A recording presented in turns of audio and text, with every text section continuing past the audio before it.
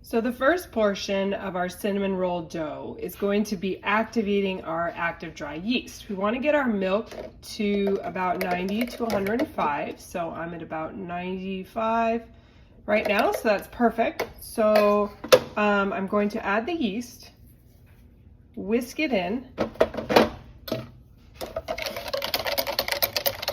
until it's pretty smooth. And then I'm going to let this sit for about 5-10 minutes. You'll see it starting to foam up and it's doing its job, and then we're going to come back and make our dough. So continuing on with our cinnamon roll dough, we're going to add our mixture of yeast and milk into our mixing bowl fitted with a dough hook. So I've allowed this to sit for about 10 minutes to activate the yeast. This is pretty basic, rich dough using milk and eggs and butter as a good portion of the dough. The next we're going to put our room temperature eggs. Please make sure nothing is cold coming into here. We have our melted butter that has been cooled, so it will not hurt the yeast by getting it too warm. And then we have our sugar, our salt, and our flour. We're going to add all of this into the mixer fitted with a dough hook. Allow it to mix until it thoroughly combines, and then we're going to actually let it sit for about 5 minutes to absorb all of the dry ingredients, and then we'll continue on with the mixing.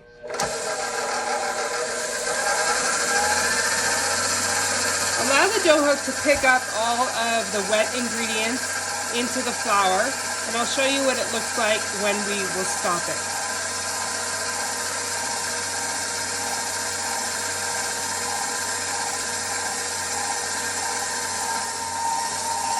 I'm going to stop the machine for a second. I've actually held back. I separated my flour into two sections. This is the first portion, and the rest of it is just in case this dough is too sticky. We're going to add a little bit more. It's about 2.25 ounces, I should say. So I do have that separated right now. I scrape it down once and go ahead and mix this together until you don't see any more dry portions of the ingredients. This is called the incorporation phase. And so we're going to go ahead and mix this until it comes together and then let it sit for a few minutes.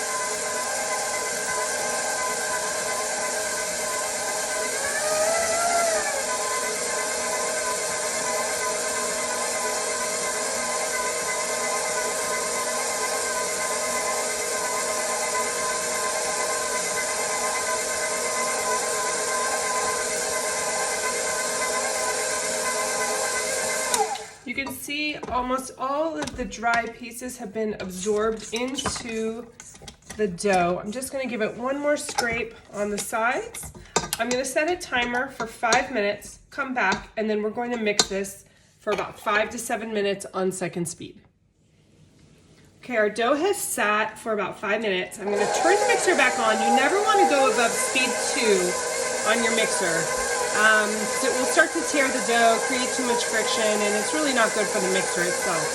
If this dough seems a little sticky, which it's definitely going to feel tacky, but you don't want it wet and sticky, I'm going to slowly start to add that excess of the flour that I have. I do want it to remove from the sides of the bowl, so be patient here and add a little bit at a time as needed. And if you need to help it off the bottom to really test it, you can use that spatula again.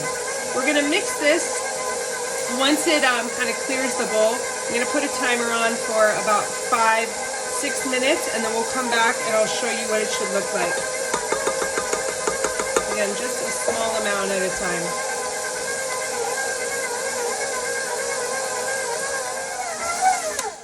Okay, so I actually had put it on for about 2 more minutes after I timed it. It was still looking a little shaggy. What we typically want to look for is what we call pulling a window.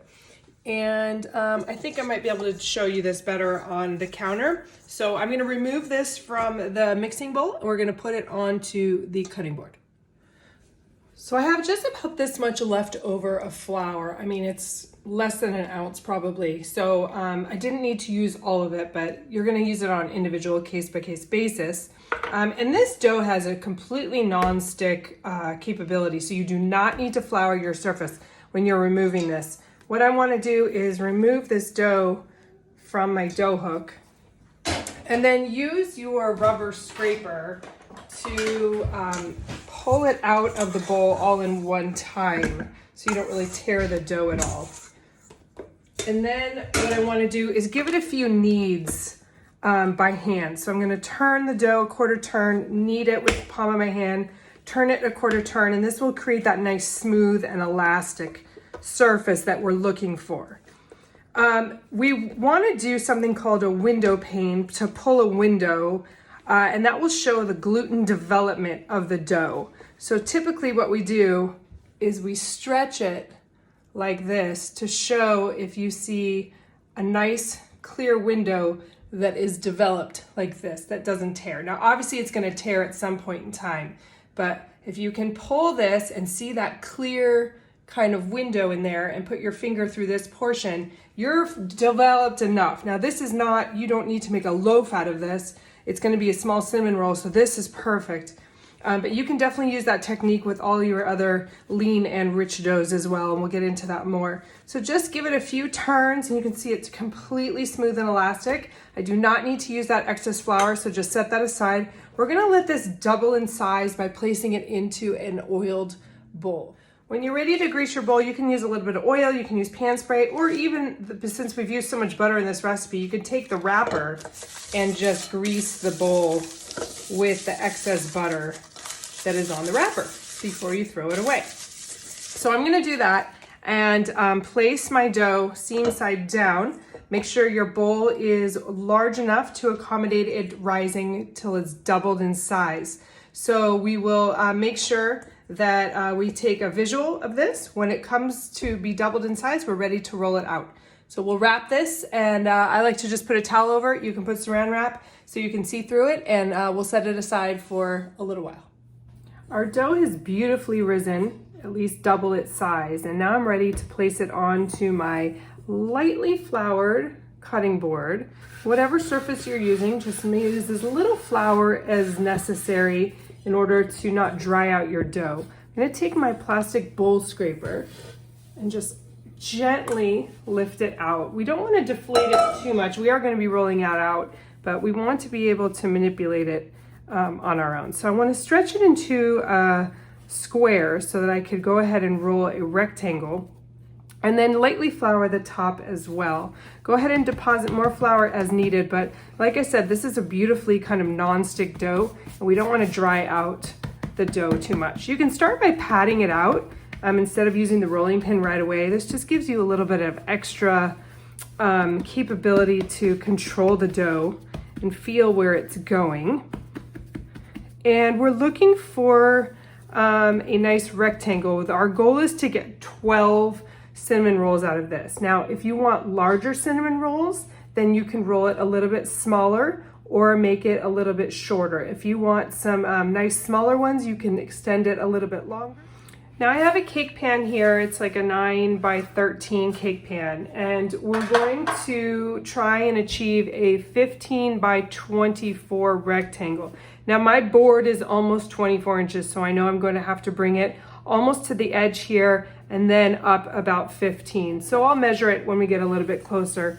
And I just want to use my rolling pin to stretch this out. Now, if it does start to bounce back on you, then you want to let it rest just a little bit, maybe a couple minutes, and then come back and try and pull it out. That's why we want to avoid using too much flour, because we also don't want to develop any more gluten at this stage. But we do want this to be extremely even, and you can run your hand over it and see if you have any hills and valleys there. So I am almost to the 15 here. I will pull out a measuring tape, and then I do want to stretch it this way.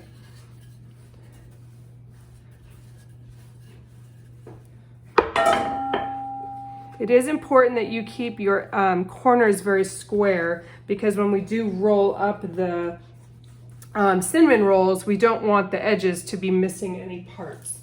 So here I have a measuring tape, and I'm only at about 18.5 right now, that direction, and I'm getting close this direction. I'm at 13. So a little bit more on both directions, making sure you do go to the edge. And again, I have not added any more flour. I really don't think it's necessary, but I do want to let my dough rest slightly because it is starting to bounce back a little bit. So I think I'll let this rest for a minute. We'll come back and we'll stretch it just a little bit more. Okay, so my dough is rested slightly. I am getting super close, but I want to stretch it a little bit more. And if it's a little thicker, it's not a big deal. It's just a guideline to where you should be for the amount of cinnamon rolls you're gonna get out of this. Okay, and we want as many layers as possible of rolling this cinnamon sugar mixture. So I'm going to stretch this out and square up the edges. And then what we're going to do is spread our butter, sugar, cinnamon mixture. So to make our filling, I have some brown sugar here, and I have melted butter that is not hot, but is definitely melted. And then I also have some cinnamon. So I'm gonna mix the cinnamon first with the brown sugar. I'm also gonna be putting in part of my cinnamon rolls some toasted pecans. I really like that extra nuttiness, that crunch. You could add raisins, you could add dried cherries. Pretty much sky's the limit. If you want to play with some of the spices, you can definitely add different flavorings to that as well. So I'm just mixing the dry ingredients together, and then I'm going to add in my melted butter. And then mix this together until it's like a paste. This will get spread onto my dough right now. It's a little bit easier if you make this right before you knead it, then it won't get so firm if it happens to be cold out, and it spreads a lot easier when it's in this form.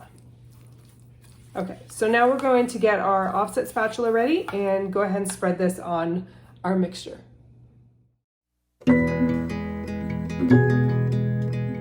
Just to ensure that after we spread our cinnamon sugar mixture in here, that it's not going to be sticking to the cutting board, I do want to very gently roll this back and put a little bit of dusting flour so that I know that when I roll it up, it won't stick to the board. So it's pretty pliable. Don't be afraid to handle it, but just a little bit of flour on there, not too much. Okay, so now what I want to do is make sure that, again, my edges are squared as much as possible. There we go. And then we are going to spread our filling. So I'm going to leave a border right, the edge that's closest to me, about 1/2 inch without the filling on it. So start on one end and go ahead and spread this to the other.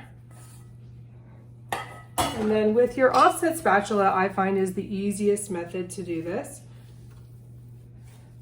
You can go ahead and place it all over. So make sure that it is completely evenly distributed on the entire piece of dough.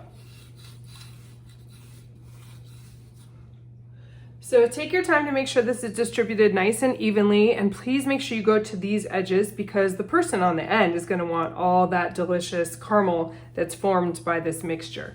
Then if you'd like to add something else, like I said, I'm going to, on half of it, go ahead and add my toasted pecans. These are pieces which will be much easier to roll up than if I had halves. So I can kind of embed this, spread it out, and then kind of push it into the dough a little bit so that when you roll it up, they won't fall out as you are rolling it. Okay, we're going to go towards ourselves, starting at the top and kind of like pulling it a little bit to start a nice tight roll.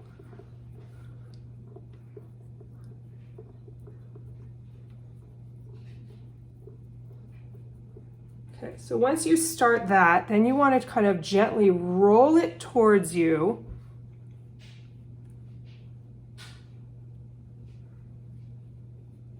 and then continue on down the line using your hands to pull it forward. You have to work fast, otherwise you tend to lose your roll. And you want to do this throughout the entire thing. So continue to roll this, again going back and forth so you don't have it too far forward on one end. And you see how I have very little flour on here, so this absorbed just enough, and if I had excess I would be brushing it off in between. So pull it forward. Now here I'm lacking a little bit on the end, but we can always trim that off.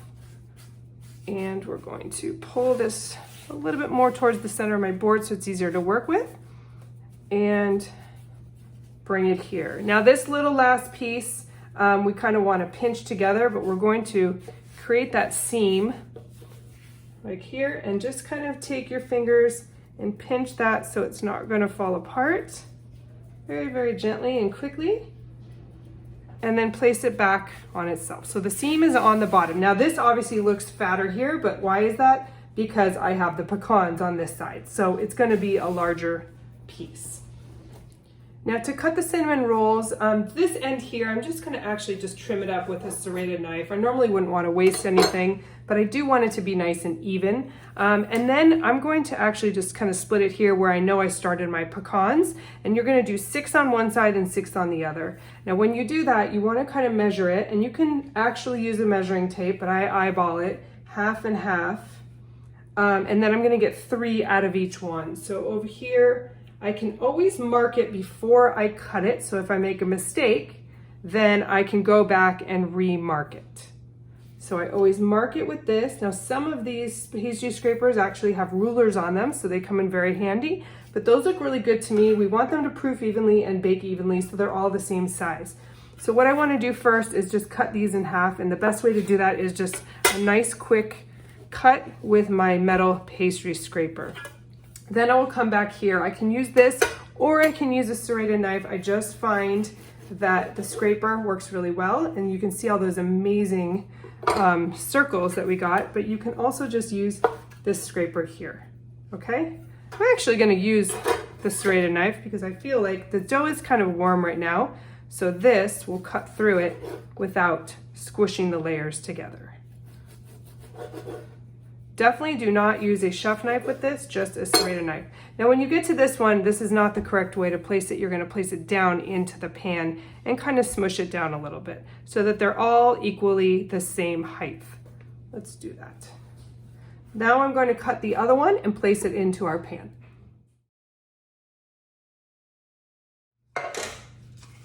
Grease the bottom of your pan with butter, oil, or pan spray, and place the cinnamon rolls in there evenly. Set them aside until they proof to 1.5 times their original size. While our cinnamon rolls are doing their final proofing, I'm going to make my cream cheese icing. I have room temperature cream cheese and butter, very well softened in here, and we're just going to mix this together with a paddle until it's well blended.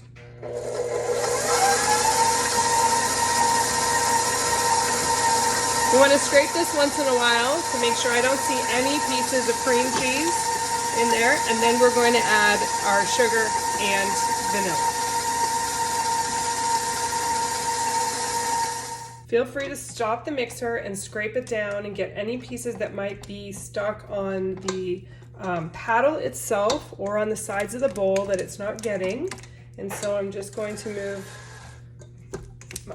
my spatula into all those areas and go ahead and mix it again. If you try and do this without making your ingredients room temperature, you're gonna have a really hard time mixing it thoroughly.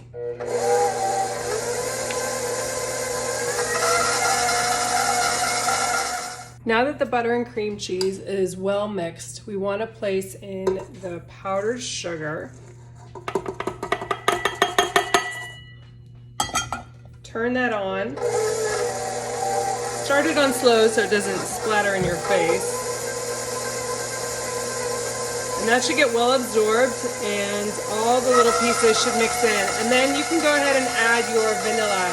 I'm actually going to use vanilla paste, but you definitely can use vanilla extract. You can use a maple extract or any other extract that you find that you want to add additional flavor to the icing.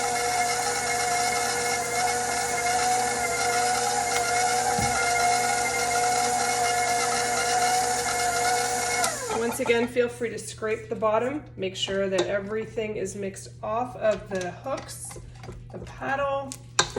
Get to the very bottom because that's where it tends to miss. And then we're gonna mix this until it's very smooth.